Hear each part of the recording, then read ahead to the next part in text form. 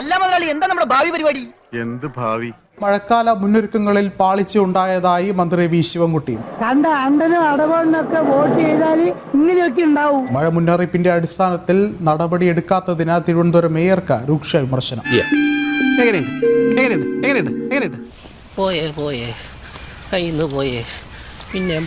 തിരുവനന്തപുരത്തെ വെള്ളക്കെട്ടിന് പരിഹാരം കാണാൻ ചേർന്ന യോഗത്തിലാണ് വിമർശനമുണ്ടായത്.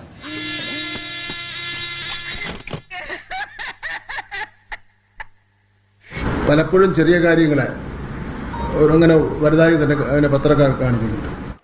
നമുക്കിട്ടെന്ന് വെച്ചല്ലേ, എത്ര സ്ഥലത്താണ് മരം ഒഴിഞ്ഞു വീണത്?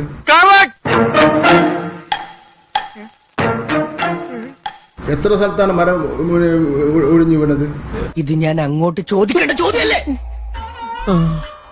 മുനിസിപ്പാലിറ്റിക്കും MLA മാർക്കും പരാതി കൊടുത്താണെങ്കിൽ മടുപ്പ്.